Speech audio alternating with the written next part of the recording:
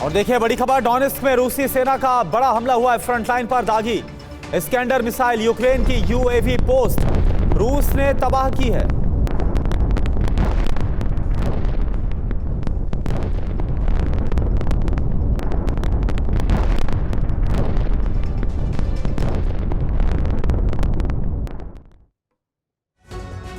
तो रूस ने सिर्फ डोनेत्स्क में नहीं बल्कि पूरे पूर्वी यूक्रेन में कब्जा अभियान तेज कर दिया।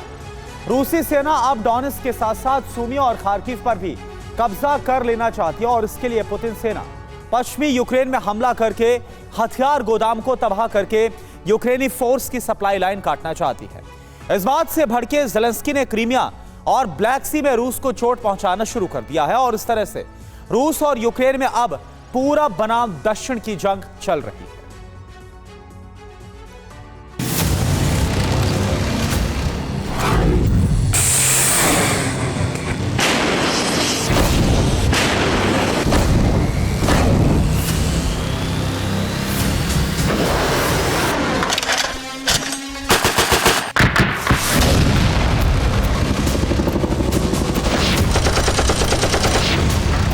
रूस और यूक्रेन में पूरब और दक्षिण की जंग शुरू हो गई है।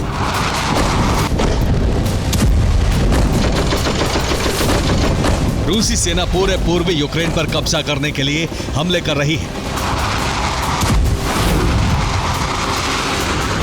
तो दक्षिण में यूक्रेनी फोर्स क्रीमिया और ब्लैक सी में हमले कर रूसी सेना को जख्म दे रही है।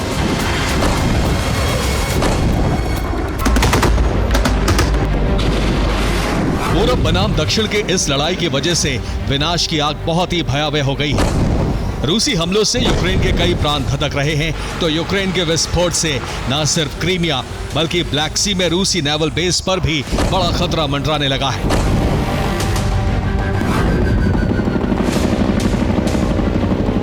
यूक्रेन के बारूदी अभियान से रूस के नेवल बेस पर किस तरह से खतरा मंडरा रहा है, ये हम आपको आगे बताएंगे। सबसे पहले पुतिन सेना का पूर्वी अभियान क्या है, इसे समझिए।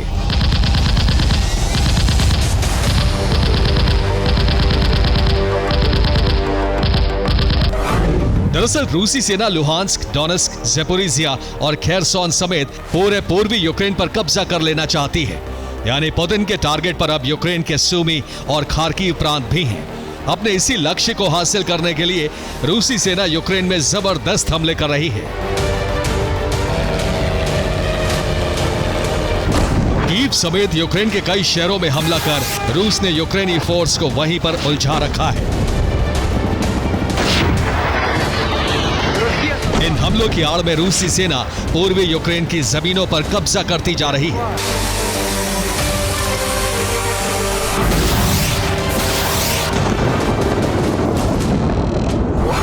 रूस के ड्रोन हमलों की वजह से यूक्रेन की राजधानी आधी रात फिर दहल उठी।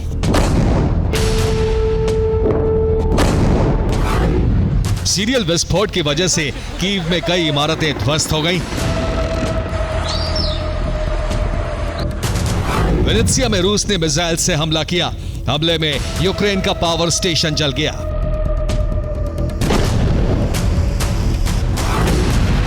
उधर पूर्वी यूक्रेन में रूस का कब्जा अभियान तेज हो गया है। डोनेत्स्क में एरियल बम से हमला कर रूस ने यूक्रेन के ठिकाने को तबाह कर दिया। रूस के हमले में यूक्रेन के अस्पताल को भी नुकसान पहुंचा है। इतना ही नहीं, रूस ने पश्चिमी यूक्रेन में मौजूद लवीव प्रांत में भी जबरदस्त तबाही मचाई। लवीव में रूस सोची समझी रणनीति के तहत हमले कर रहा है। लवीव में यूक्रेन के हथियार गोदामों को तबाह कर रूस पूर्वी फ्रंट पर जंग लड़ रही यूक्रेनी सेना की सप्लाई लाइन को काटना चाहता है।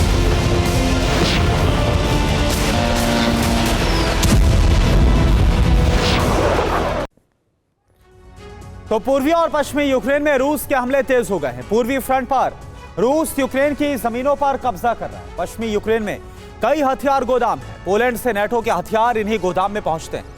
नेटो के हथियार पश्चिमी यूक्रेन के डिपो में रखे जाते हैं। पूर्वी फ्रंट पर जंग लड़ रही यूक्रेनी फोर्स को यहीं से हथियारों की सप्लाई होती है और यही वजह है पश्चिमी यूक्रेन में रूस के विस्फोट तेज हो गए। यूक्रेन के हथियार डिपो को तबाह कर दिया गया। इन हमले के जरिए रूस यूक्रेन के सप्लाई रूट को काटने का प्रयास कर रहा है। देखिए आप।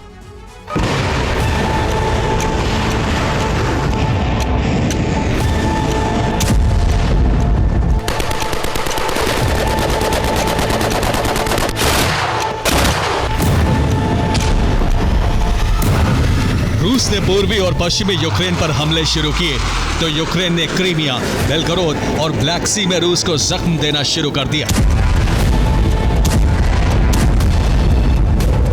यूक्रेन के हमलों की वजह से क्रीमिया और ब्लैक सी पूरी तरह से दहल गए।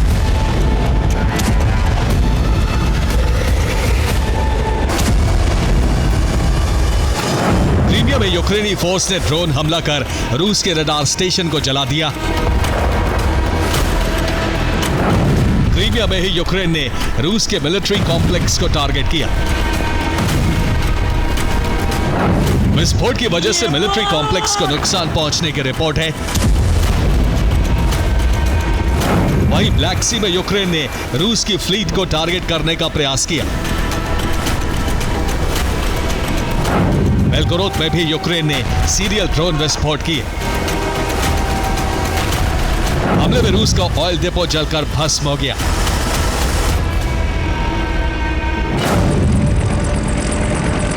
अब यूक्रेनी नेवी ने रूस के नोवरोसिस्क पोर्ट को तबाह करने की धमकी दी है।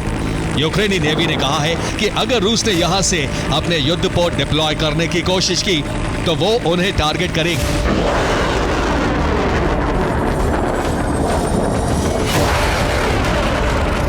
रूस को यह धमकी, रूस के खिलाफ हमले यूक्रेन ने तब तेज किए जब उसे यूरोप और नेटो देशों की हथियार सप्लाई तेज हो गई।